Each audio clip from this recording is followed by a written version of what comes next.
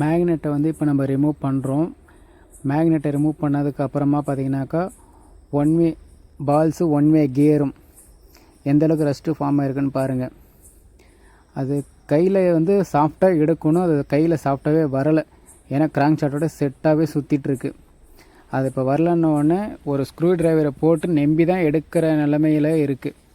நீங்களே பாருங்கள், அவ்வளோ சாஃப்டாக ஒரு அந்த ஒன் வே கிளச் கியர் அவ்வளோ ஹார்டாக இருக்குது. ஏன்னா நீடில் பேரிங் எல்லாமே உள்ளே வந்து அவ்வளோ ரஸ்ட்டு ஃபார்ம் ஆகிருக்கு. ஏன்னா சாஃப்டாக இருக்கணும், ரகடாக இருக்குது. கூலண்ட் ஆயில் எந்த அளவுக்கு மிக்ஸ் ஆகியிருந்தால் ஒரு பொருள் துருப்பிடிச்சி உள்ளே ஓடிட்டு இருந்ததுன்னு தெரியல. அதேபோல் மெயினான விஷயம் பார்த்திங்கனாக்கா அந்த கிராங்க் ஷாஃப்ட்டில் வரக்கூடிய நெட்டு ஸ்பெஷல் டூல் இருந்தால் மட்டும் நம்ம யூஸ் பண்ணணும். சப்போஸ் இல்லைன்னா நம்ம வாங்கிட்டு வந்து யூஸ் பண்ணணும். நிறைய ஒர்க் ஷாப்பில் என்ன பண்ணுறாங்கன்னு பார்த்தீங்கன்னாக்கா சரியான டூல்ஸ் இல்லாமல் வந்து வெட்டி எடுக்கிறாங்க. அது வந்து செலவை வந்து நம்ம கம்மி பண்ணுற மாதிரி இல்லை, செலவு வந்து கஸ்டமருக்கு அதிகமாகிற மாதிரி தான். ஏன்னா அந்த டூலுடைய விலையை பார்த்தீங்கன்னாக்கா ஒரு 500லேருந்து 600 தான் வரும் ஆவரேஜாக.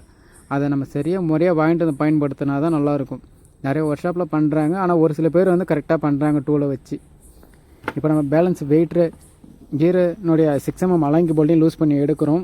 எடுத்துகிட்டு வெயிட்ரு கீரு எல்லாமே ரிமூவ் பண்ணுறோம்.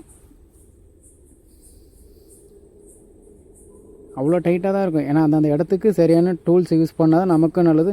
சப்போஸ் வேறு ஏதாவது டெக்னீஷியன் பார்த்தாலும் அவங்களும் கொஞ்சம் ஈஸியாக இருக்கும். நாம்ளே பண்ணுற தப்பால் மற்றவங்க எல்லாருக்குமே கெட்ட பேர் தான் இது. அடுத்தது வந்து அந்த கீரை எடுக்கிறோம்.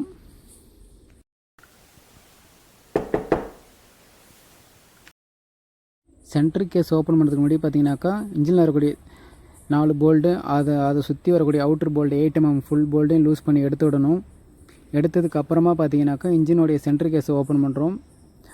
ஆயிலுடைய ஸ்டைனர் ஃபில்ட்ரு வந்து நான் ஆயில் இறக்கும்போது இறக்கிட்டு திரும்ப அதிலே ஃபிக்ஸ் பண்ணிட்டேன். அதை இப்போ தான் எடுக்கிறேன்.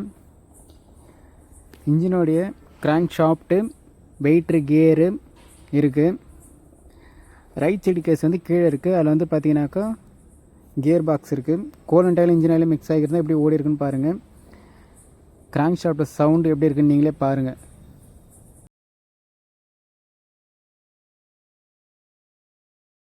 கனெக்டிங் ராடோட சவுண்டு கேட்டிருப்பீங்க. உங்களுக்கு இந்த வீடியோ பிடிச்சிருந்தாக்கா ஷேர் பண்ணுங்கள், கமெண்ட் பண்ணுங்கள், ஃபாலோ பண்ணுங்கள்.